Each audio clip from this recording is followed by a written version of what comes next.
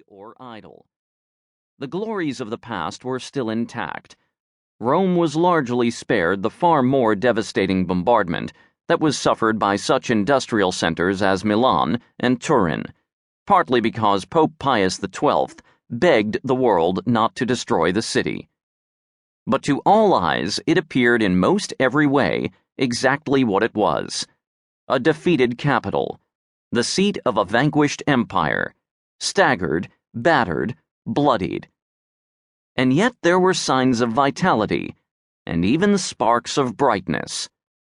In and around that rubble, a small group of filmmakers who had been active before the war created brave new works that explored the human struggles of the moment, actually got right down into them, and painted them with vigorous respect for realism, with honesty and empathy.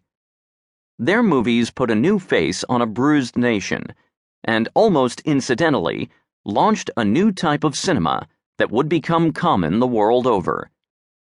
They were bona fide bohemians, freed of the overbearing yoke of fascism, creating demi-mondes in bars, cafes, and studios tucked into the center of the city.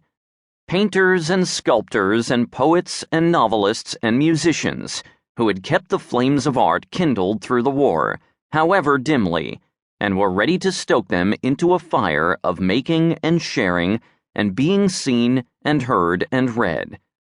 There were other creators of elegant and stylish things to wear, because it was Rome and Italy, and how one looked mattered, as it always had since togas were the fashion. You could always, but always, count on a Roman at least to try to present a bella figura, a beautiful form, even when everything else in his or her life was a wreck. There were renegade lifestylists, people who were intent on bringing to Rome some of the vitality that had invigorated Paris and Berlin and New York in previous decades, but who had been stifled by moralists and black shirts and the Catholic Church, aristocrats and rebels and avant-gardists, often from other countries, other worlds, with a shared passion to avoid the usual thing and to embrace the sensual, the iconoclastic, the daring.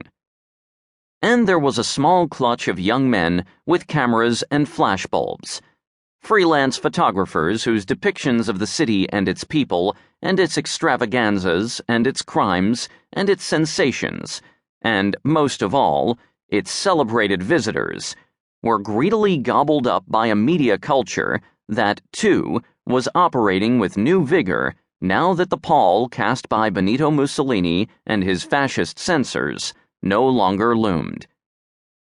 In the first years of Rome's recovery from the war, these claques of innovators and strivers and revolutionaries worked on parallel, independent tracks. Even those with an eye focused on more than one of them couldn't see that they would soon converge.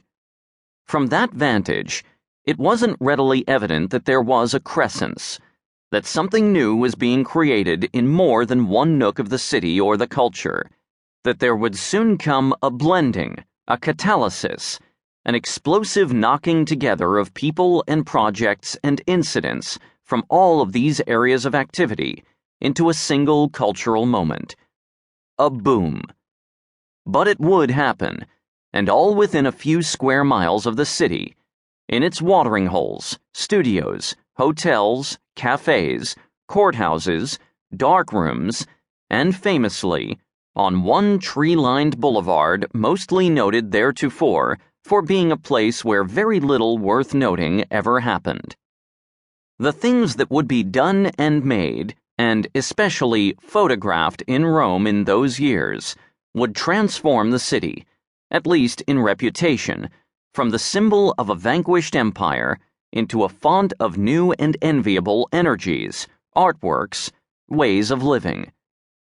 It was a relatively sweet and naive time when it was something of a novelty to peek into the actual private lives of celebrities, as opposed to the public relations versions of their lives. When widely imitated ideas and tastes in everyday fashion came from the workshops of clothing designers. When the shooting of a movie could be an event in and of itself.